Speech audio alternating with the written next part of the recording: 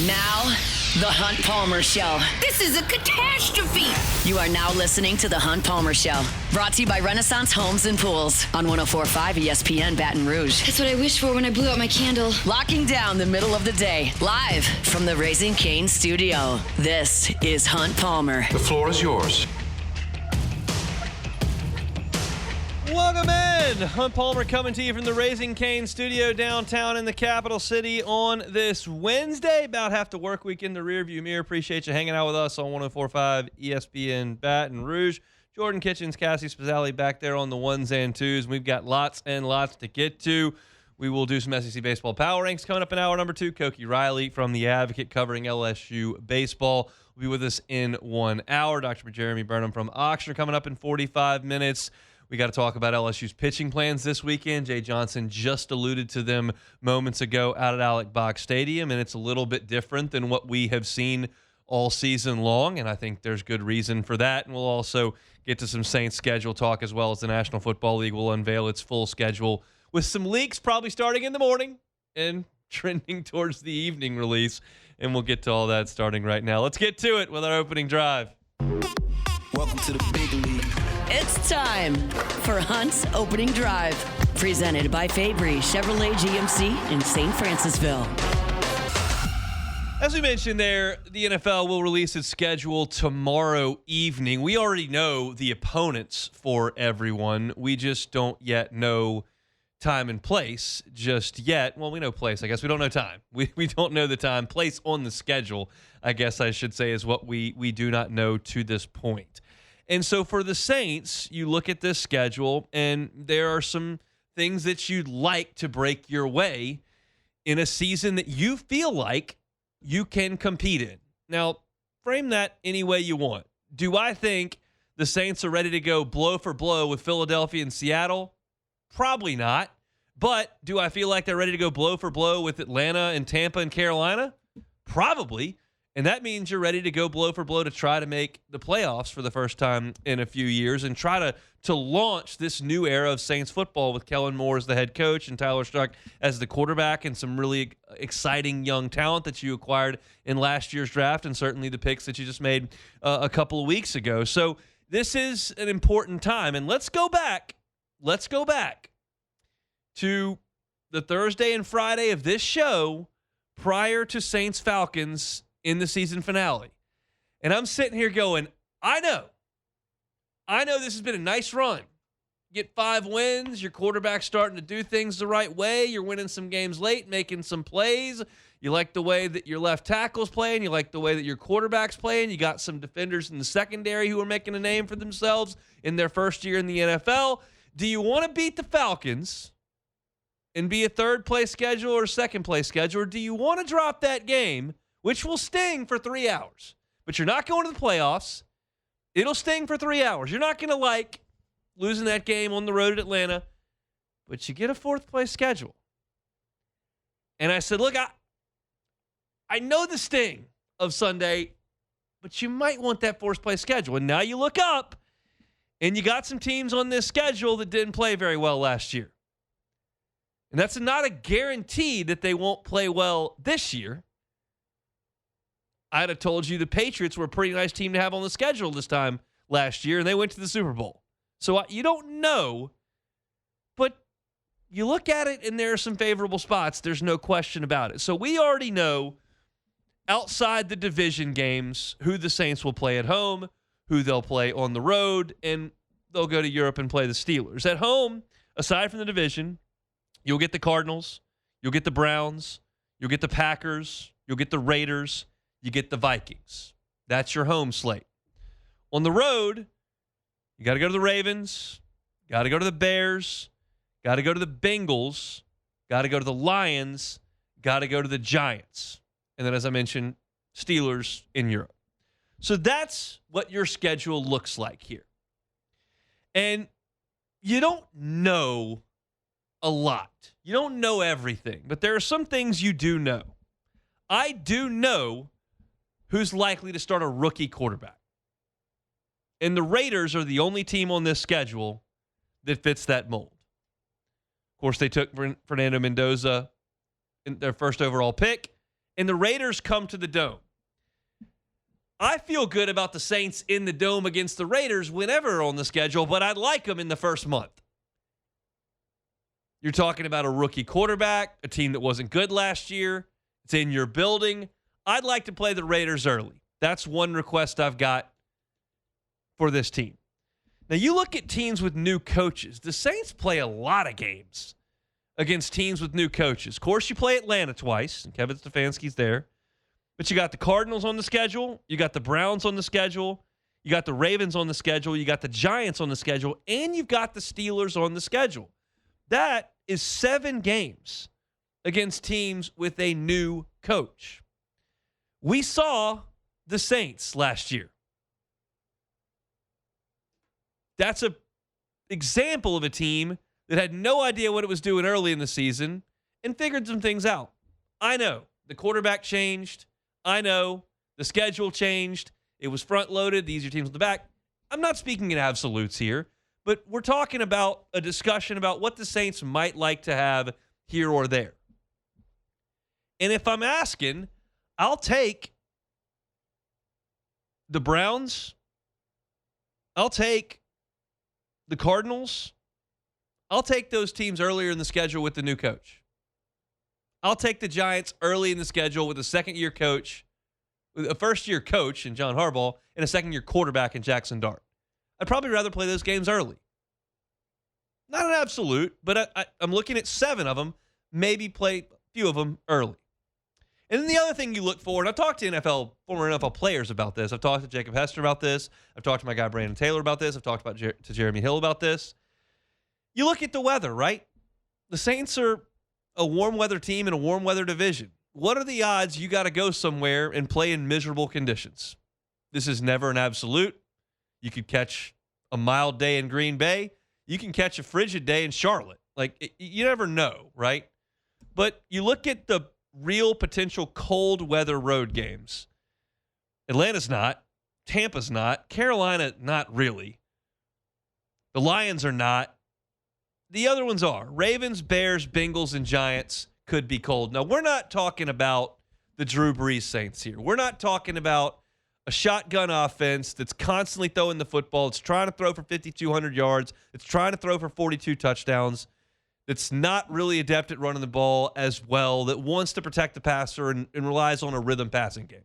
That's not really what the Saints are. You've got a big quarterback now that's very capable of running, that's physical, has got big hands and big arm. And you've got what you think is going to be a pretty big physical offensive line. Your left tackle's huge. Your right tackle's huge. You've got a Pro Bowl level left guard. You've got an all-pro level center. You've just invested in a multi-time 1,000-yard rusher. So you should be able to go on the road and play in the cold with this offensive setup. It feels like a team that should be able to go on the road and play. So it's not as important, but I am keeping in mind that this is a group of guys that is going to practice in Metairie and play in a dome. And going up there, if it's 8 in Chicago, is not comfortable for the Bears. Trust me. Bears fans would tell you it is, but probably also not comfortable if you got a bunch of guys that live in Mandeville and Uptown and Kenner. It's 58 here and it's 9 on the lakefront in Chicago. So I'm looking at the games in Baltimore, Chicago, Cincinnati, and New York as potential cold weather games. That's kind of my ask from those perspectives. The bye week is maybe the most impactful, and we do believe that the Saints are petitioning to work the bye week and or Thursday night football around that trip overseas to play Pittsburgh. They're asking for a Thursday game before it and would probably love a bye week after it. It's not ideal to fly over there and play football. It's just not. And the NFL is going to keep doing it, so you got to cater to the teams that you're putting in that position at times by making sure that they're taken care of with their travel and some off time. I'm assuming, based on most of the reporting that's coming out of New Orleans over the last 3 days, most of the scuttlebutt that's coming out of New Orleans over the last couple of days, the Saints are going to get Thursday night football, either home or away, but they're going to get a Thursday night football game before that trip over to play Pittsburgh overseas. And you're going to France, and it's a long trip, and you'd like to practice over there So if you want to get to work practicing, you'd like to play on Thursday, maybe travel on Saturday, and then you can have the jet lag situation on Sunday and really get to work Monday into Tuesday when you don't have that jet lag situation for a Sunday game. That's just conjecture at this point. We'll see. But I always look at cold, first-year coach, first-year quarterback, bye week. And that's what we're looking at here. Give me the Raiders early. Want that with Mendoza badly. Give me the Cardinals early. Give me the Browns early. Give me the Giants early.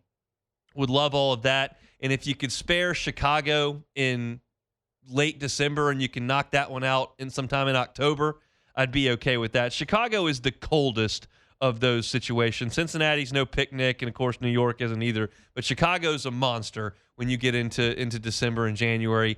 I'd kind of like to avoid that, even though the Saints are built differently than they were 10 years ago when we really had to consider that on schedule release day. So it's an exciting time for the Saints. I kind of downplayed rookie minicamp last week intentionally because, like, it's the lowest thing on the totem pole. This is not that. This is more midway and upper because the way your schedule shakes out is important. Now, I can't control when the Saints quarterback gets hurt. I can't control when Joe Burrow gets hurt. I can't control when there's a hurricane blowing through Tampa. Like, there's obviously stuff that we can't know when the schedule comes out in May, right?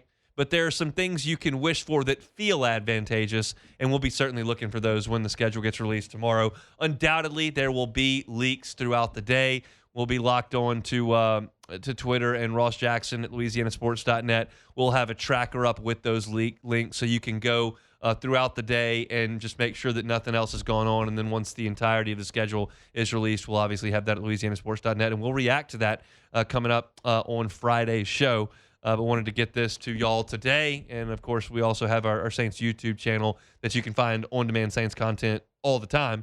And we'll have this posted pretty quickly. So if you missed any of it or like to have somebody else listen to what we've done, you can check that out at Hunt on Saints on YouTube. That's Hunt on Saints. Our Wednesday shows brought to you by Renaissance Homes and Pools. When we come back, Jay Johnson spoke with the media. I don't have his sound because he just got off the microphone, but he's hinting that we're going to see a little bit of a different approach this weekend. I like it. I'll tell you how it's going to happen next.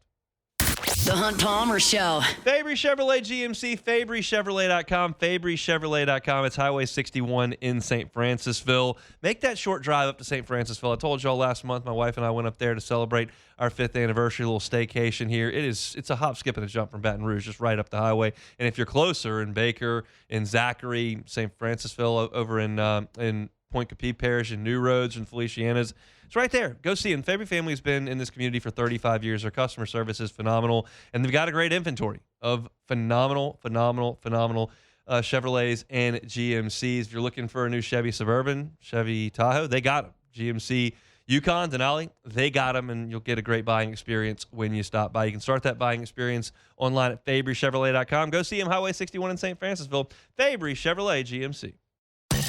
You're listening to The Hunt Palmer Show, brought to you by Renaissance Homes and Pools.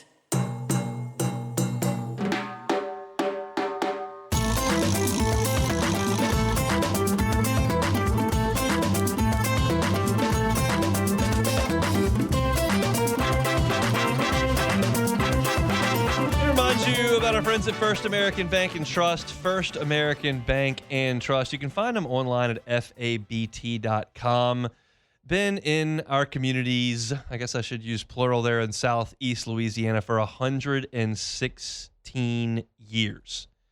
That's amazing longevity. And they've done it because they care about the communities they serve. They're a part of the communities they serve. And it's amazing a difference it makes when the decisions that are made on your personal loans, on your commercial loans, are made by people that are in your community, that you go to church with, that your kids are in school with. That's the case at First American Bank and Trust.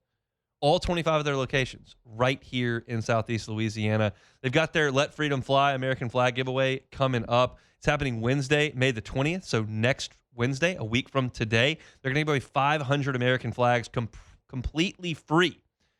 They're 3x5 full-size flags, and you can go at the Dutchtown branch starting at 7 a.m. First come, first serve. 500 500 American flags over there from our friends at First American Bank and Trust to have those flags flying this Memorial Day. They're local. They care. You can check them out online at fabt.com. All right, Jay Johnson just got off the mic less than 25 minutes ago. And I don't have the direct quote for you. I do have a tweet from John Eads at WAFB, and I have talked back and forth to a couple people that were there. And John says in his Twitter, Jay Johnson says Case and Evans will definitely pitch this weekend against Florida. He's not sure of the volume at this point. So he also added, this is inconsequential to this weekend, but I think it's an interesting piece, that LSU's going to play a midweek game this week next year, which tells me he didn't like the workload in the first 2 weeks when they were playing wraparounds on Monday and then they were playing on Wednesday, and he wants to space it out more. He thought they overloaded those guys with innings in the early part of the season, so he's going to play another game at the last midweek slot next year, and he says he's already got it scheduled. But as far as this week goes for this team, Case and Evans is going to pitch this weekend. I'm not sure the capacity. Well, I'm going to editorialize here. I'm going to use some context clues, and I'm going to give my opinion on this. So just so you understand, this is not source. This is not factual. I'm just telling you what I believe I'm drawing from that. Because Case and Evans started last week and felt fine. Gave you a start on Tuesday. Now, he got beat up a little bit in the second inning after a great first inning. But if there were any side effects or lingering effects from that outing, any at all, he would not pitch this weekend. So I'm going to read into that. The Case and Evans feels fine today. And I would also read into it that if he feels fine, he's one of your best pitchers. He would start a game. Like, I feel pretty good about that. And Jay Johnson's not sure of the context. Here's what I believe. And I hinted at this yesterday, and now I'm going to hammer the point home. And some of you will roll your eyes at this, and that's fine. But it's the current situation LSU's in. If LSU sweeps Florida, they'll be 12-18 in the league. The RPI is bad. Strength of schedule is not great. Non-conference strength of schedule is bad. You don't have marquee series wins in the league outside of Florida, which would be a nice one. Your resume stinks, and it's short of the NCAA tournament. Now, I'm not 100% certain what this looks like if LSU wins on Friday against Thursday against Florida, wins Friday, wins Saturday, sweeps Florida, then goes to Hoover, wins Tuesday, Wednesday, Thursday, Saturday. And all of a sudden now you've won 7 games in a row and your RPI looks a lot better. I don't know what that would look like from a resume perspective. My gut tells me it's probably short, but I'm not 100% certain. But what I know is if LSU wins every game in Hoover and wins the tournament, they're in.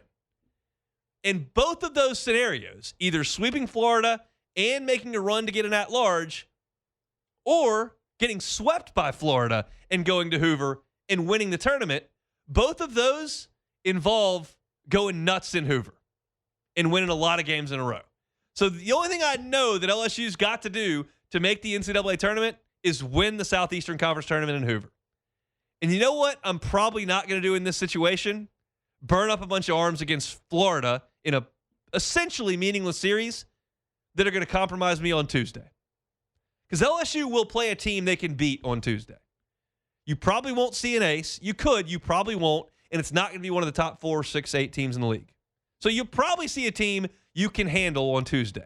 And you can especially handle them if you got Evans, Cowan, Sheeran, Schmidt, all hands on deck, anybody. But you have a harder time handling them on Tuesday if you cook all those guys this weekend, throwing guys 108 pitches against Florida. So here's my deal. We'll try to beat Florida. We're going to put Cade Arambidi out there at catcher. We're going to put Mason Braun at first base. If Omar Cern is healthy, he's going to play. Derek Curiel is going to hit leadoff and play center field. I'm playing Stephen Milam at shortstop. We're going to try to win the games against Florida. We are not overextending pitchers. Because if I'm Jay Johnson and I'm the coach of LSU's baseball team, my goal now is not to get an at-large berth in the NCAA tournament. It was 2 weeks ago. It's not anymore. You're not. So the goal now is to go win the SEC tournament. Now, look, guys, I don't think they're going to win the SEC tournament. They're not very good. They're 0-12 against teams with a pulse in this league, okay? Just hear me out. Jay's job is to coach the team. I'm not asking him to go try to win the SEC tournament and in so doing throw William Schmidt on Thursday for 40 pitches and then on Tuesday for 55 pitches and bring him back to close on Thursday on 1 day's rest, okay? That's not what I'm talking about. But within reason, limit pitch counts this weekend. Show up on Tuesday and look your guys in the eye and say, look, guys, we have had a terrible season thus far in terms of wins and losses. None of you would have stood here on the second weekend of February and thought we'd end up with a conference record around 9, 10, 11, 12 wins. Nobody would have.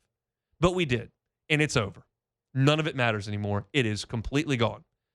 Go out there today. Here's Kason Evans with the ball. Here's William Schmidt with the ball, and try to win this game. If we do, we'll go out there tomorrow.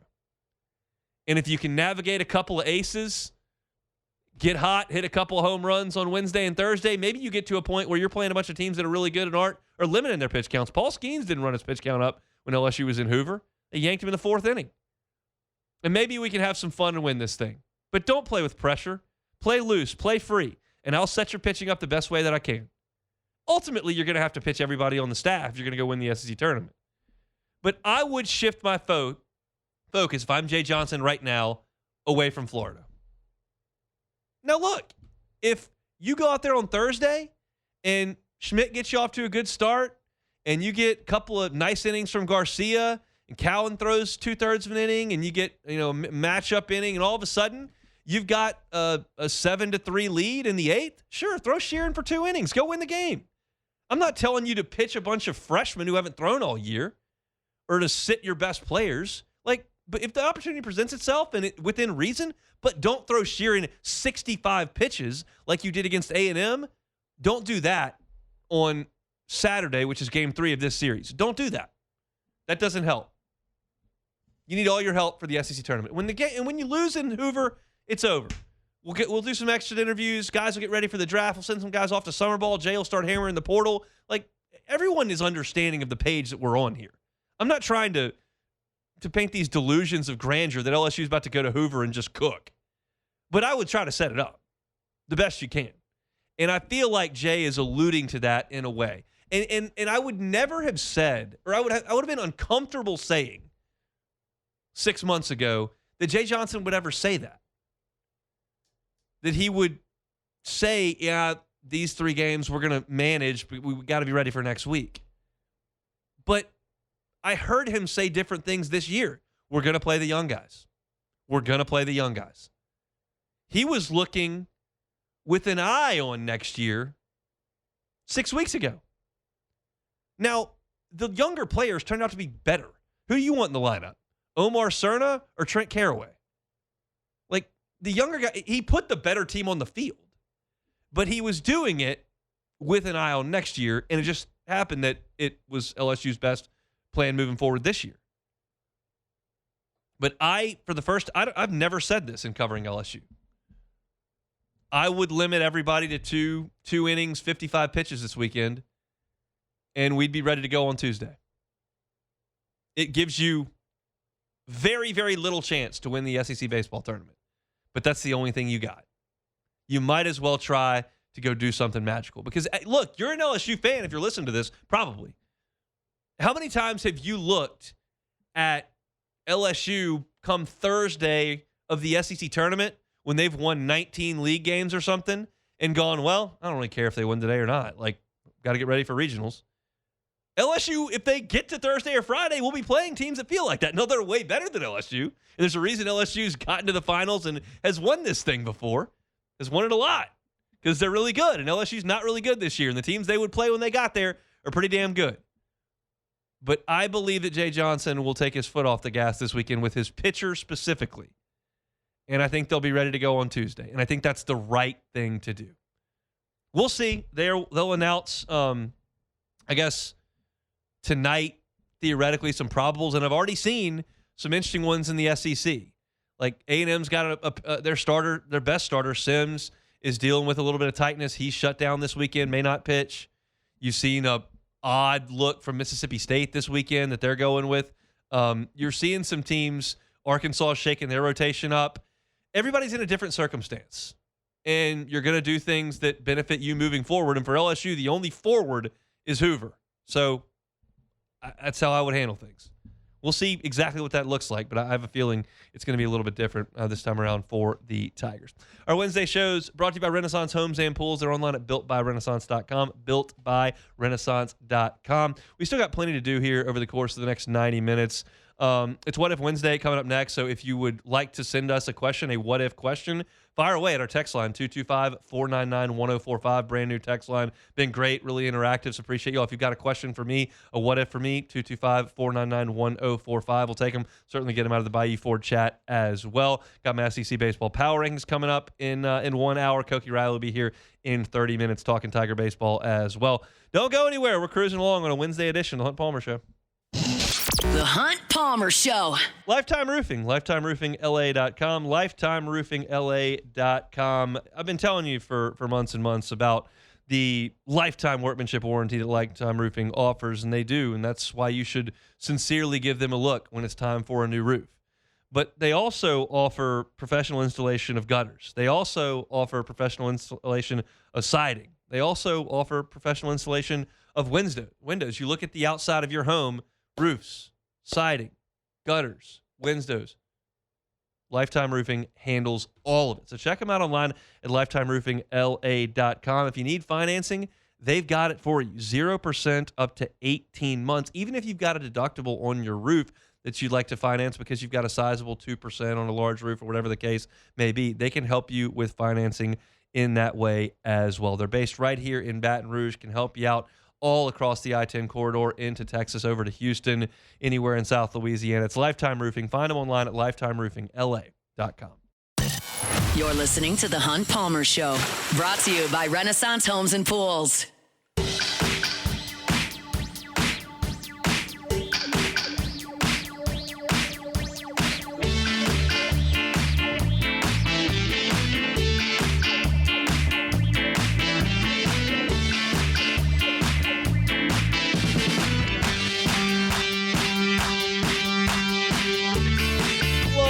Telling you about my friends Neil, Melissa Boudreaux over at Boudreaux's Electrical Services. Neil and Melissa have been at this for 40 years. They know what they're doing over at Boudreaux's Electrical Services. If you're looking for a new Generac home standby generator, that's the only call you need to make to Boudreaux's Electrical Services. I'll give you both phone numbers here coming up at the end of the read. But why would you need a Generac home standby generator at your home or your business? Well, so you have the peace of mind to know that power is never going to go out. In this part of the world, we have power outages. It's part of the deal. Storm season's coming up. The time to think about that Generac home standby generator is not when you're sitting in a dark, hot house or business. Time to think about it is now. So give Neil and Melissa a call at 985-397-1562. That's 985-397-1562 or 225-300-9389. That's the Gonzales location. They can get that thing installed, and you'll get the best customer service in the game. You can buy that Generac home standby generator from the big box store. You may never hear from them again. You'd like that customer service touch, that local feel, Boudreaux's Electrical Services will give it to you. Find them online at boudreauxelectrical.com. All right, still, as I mentioned, plenty to get to. Koki Riley here in 25 minutes. He was talking to Jay Johnson a little bit earlier, and we'll get Koki's thoughts on Jay's full press conference. I just kind of gave you thoughts on pitching this weekend. See if Koki agrees with my sentiment. We'll do that coming up at 2 o'clock straight up. Right now, it's What If Wednesday. Time, space, reality. It's more than a linear path. Where a single choice can branch out into infinite realities. Follow me and ponder the question. What if? All right, so what if the Saints could play 3 of the first 3 at home or 3 of the last 4 at home? I typed that wrong. I meant if they could play 3 of the first 4 at home or 3 of the last 4 at home. It's an interesting. What do you think, Jordan? You're Saints guy. Would you rather start 3 of 4 at home or finish 3 of 4 at home? Okay, so the way how I feel about that, I would have to know who are the opponents, though. Just like if my first 3 are cupcakes, then I wouldn't be too worried about that. Now, my last 4, like the Falcons or like the Bears or something. Well, the Bears will be on the way, but my last 4 are pretty tough. Then I would probably want those at home. Then I feel like if I'm the Saints and I get that choice, Goodell rings at the phone and says, all right, you're getting 3 of 4 in a stretch at home. You want them at the front or the back? I'm putting them at the front because I feel like start off strong. I feel like you got some really good vibes at the end of the year. And I feel like you're going to have some really good vibes in camp. And if you can go out there and start 3-1, like you're all of a sudden off to a great start. It's great to have those in your back pocket at the end, but at what cost? If you're playing some of the better teams up front and you drop some games early, then maybe just like last year, you had a great run at the end, but you were already so far sunk that it didn't matter. So I think it's important for the Saints to get off to a good start. I think it's for confidence for Shuck, confidence for Kellen Moore, confidence 100%. In the locker room. And if you win 3 of your first 4, like by definition, you're playing pretty well in that league. You're hot. I would suggest I would like to start with 3 of the first 4 at home instead of finish with 3 of 4 at home.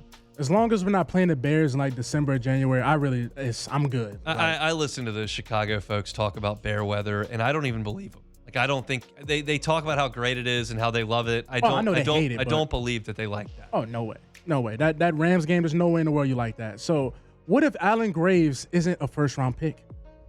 Then he's going to be either Duke or LSU, and I think there's a good chance he ends up at LSU. Okay.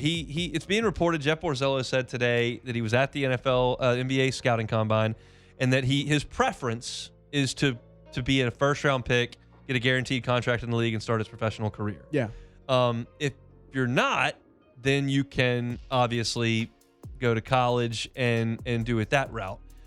Once upon a time, if you went into the draft, you were done with college. Now, I don't know if he's a second-round pick. I guess he didn't just come on to LSU or Duke. I guess it's kind of like baseball now because, like, LSU has a commitment from a European player that was a second-round pick last year and didn't go, played in Europe, and now is going to come to college. So I don't think now staying in the draft and becoming a pick, I don't even know the rules. I feel like that's my job, and ultimately, like, it really is. But it's so confounded that I don't know what precludes you from playing in college basketball anymore. I do know that if he's not a first-round pick, the likelihood that he stays in professional basketball, stays in the NBA, is pretty low because that's second-round picks just don't make a lot of teams and don't get a lot of minutes and don't have a guaranteed contract. Yeah. First-round pick changes everything. So, and he only played his freshman year. So if he comes to Baton Rouge or to Duke, plays another year, you figure he's a first-round pick at that point, and you guarantee yourself some cash and a spot on a roster, which is a big deal. So I would suggest that it's very, very likely that he will that he would end up honestly at LSU if he is not a first-round pick. So that's the problem. It's not black and white no more with the rules to what's going on with the NBA. Because now you're seeing the new thing they do now is they enter the portal, enter the draft. They all do that at one time. Yeah. They get the draft grade back. They don't like it. Then they go back into the portal and go back to school. Whatever. Like, what is that? So what if the SEC championship goes away and Ole Miss and Texas A&M never play in it? Well, you would hate to see that. No, well, surely Ole Miss has been in the league for a long time. Surely they played in the SEC championship game. I mean, Mississippi State's played in the championship game. Missouri played in it 2 years in a row. South Carolina's played in it. Tennessee, LSU, don't Florida. They got SEC West champions or something. Arkansas played in it a couple of times. Surely Ole Miss has played in the championship game. Yeah, man. And I'm confident. Like A&M had Johnny Manziel. Mike Evans? They had Mike Evans. Oh, what's my guy? Myles Garrett? They did have Myles Garrett. I mean, surely they were number 1 in the country at one point a couple years ago. Surely they got into they were undefeated on Thanksgiving. They surely got into the SEC championship game, right? Come on, man. Oh, that would just be such a bummer if they never got to play in it. What an absolute travesty that would be. I said this earlier. I don't have a lot of strong feelings about the SEC championship game. Yeah.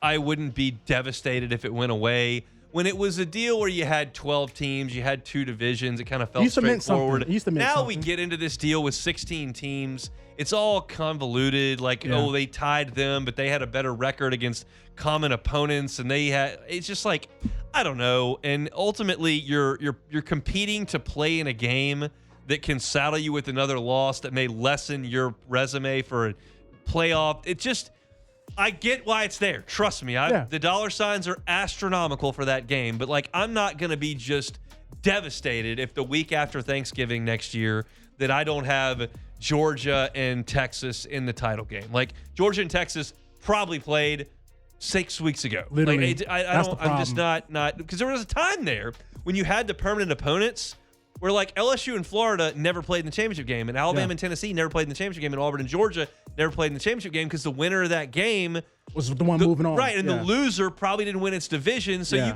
you got different matchups that you hadn't seen a lot. Now, that wasn't always the case. LSU played Georgia in 03 both times. They played them here in Baton Rouge and then went and played them in Atlanta and won both games. But there was a little bit more charm to it then, and I liked it then, and it was a resume booster then at times. It hurts you now. That loss is so, it's... I know Tennessee. I got the story, and when Matt Mock beat them, that they got crushed. But it's I don't need it. No, it's kind of nasty too when you think about it, because Georgia won SEC this year, then ended up playing Ole Miss in the playoffs and losing. Yep. So it's like, that's the best of the best, and they just ended up losing again. So from the chat, what if John Rahm or Bryson win the PGA this weekend? Will Hunt melt down on Monday? I think so. Yeah, I think so. I might melt down on Sunday. Okay. I might compose Cool off. myself by Monday. But, I will be really disappointed. If there's a group of guys I can't have win it, Rahm is 1. Bryson's Definitely probably not Bryson. 2. I'm about to say, you don't like Bryson. Tyrrell Hatton's 3. And that's really like kind of all that I'm looking at this point.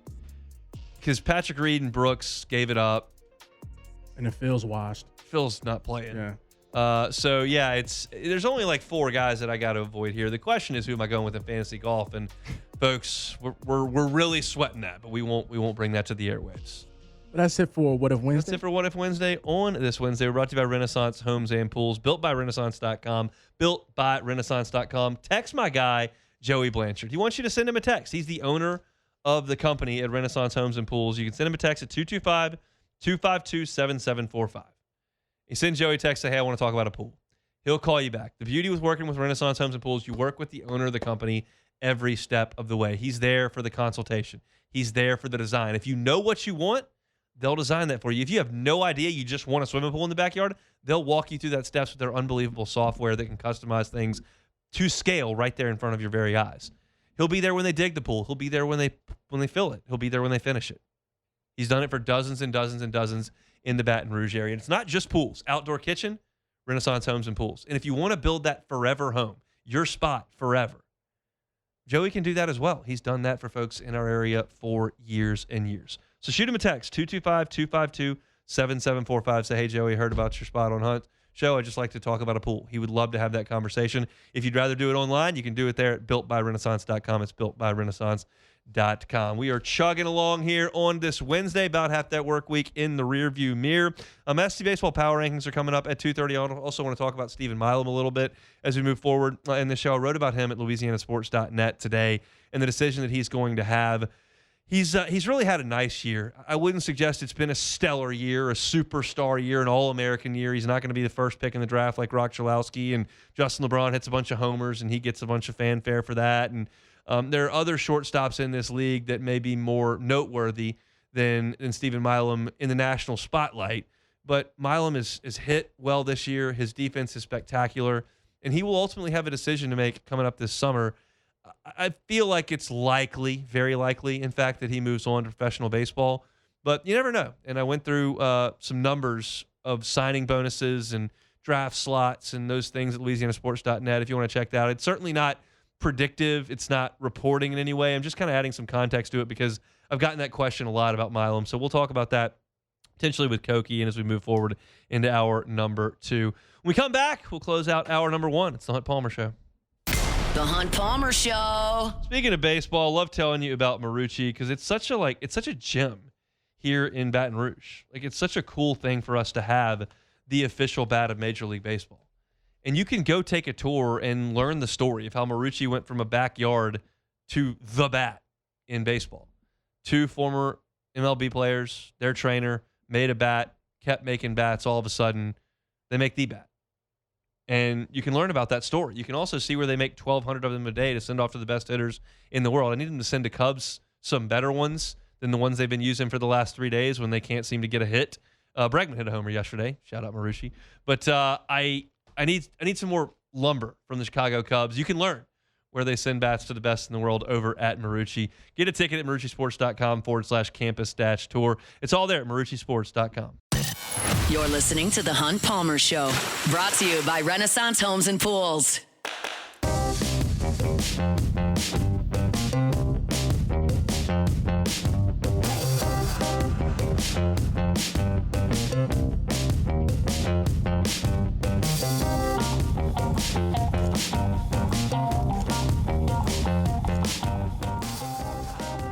Moving right along here on this Wednesday edition of the Hunt Palmer Show. Reminder, LSU baseball and Florida Thursday, Friday, Saturday this week. Every single team in the Southeastern Conference will move their games up a day in preparation for the SEC tournament. We'll talk to Koki Riley about that coming up in 10 minutes as he met with Jay Johnson earlier today. And Jay Johnson kind of shifted his thoughts on the Southeastern Conference finale here with Florida. And I think LSU should be ready to roll come Tuesday in Hoover to try to see as long as they can keep their season alive. It's time now for Sports Health, presented by Ochsner Andrews Orthopedics and Sports Medicine Institute. Time to chat now with our good friend, Dr. Jeremy Burnham from Ochsner. Dr. Burnham, how are you? I'm doing great. Good afternoon. Good afternoon. Reminding everybody that coming up this Saturday, May 16th, so coming up here in a couple of days, 8 a.m. to noon over at Elite on Burbank. Ochsner Orthopedics and Sports Medicine is going to be offering physicals for those who are looking forward to sports that require those in the upcoming school year. Such a great deal for y'all to do those no-cost physicals. Everybody got to show up with a guardian and that permission slip. But it's something that Ochsner does so well is to get out into the community and serve. Why is it important for y'all to be so visible, especially with our youth athletes? Yeah, our vision and our mission statement is to improve the safety of the athletes in our community. This is for high school athletes, for middle school athletes going into high school. And, these pre-participation physical exams are important every year. There's some things that we catch that we're able to intervene on and improve the health of those athletes that are participating the following fall. We also do some injury prevention screening as well. So in addition to medical issues that we're looking for, we're also trying to identify patients that have, some risk factor for getting injured and try to intervene on that. And so it's just a community service. It's a great opportunity to come out, meet the team, and get everything ready for next season. What kind of things are y'all looking for when y'all go through those physicals with young athletes? Yeah, it's really head to toe. It doesn't just involve the musculoskeletal system. We do musculoskeletal screening. We're looking for any abnormalities there, maybe, range of motion issues that can be worked on prior to the next school year starting. But we also screen heart and lungs for different medical conditions. We always talk about like head, heart, and heat. And those are the big things we're trying to both educate the patients and their parents on, but also look for anything that may be a predisposing factor. So we have medical experts out here. We have orthopedic experts. We have physical therapists. We have athletic trainers. We really have the whole gamut. That was one of the things that was on my list to talk about, because now we've gotten into the middle of May and we understand what's coming in our part of the world, and that's just intense heat. We talk about prevention all the time here with you, and a lot of times it's with ACLs or with UCLs and throwing, but heat is something that we've got to deal with as much as anybody down here.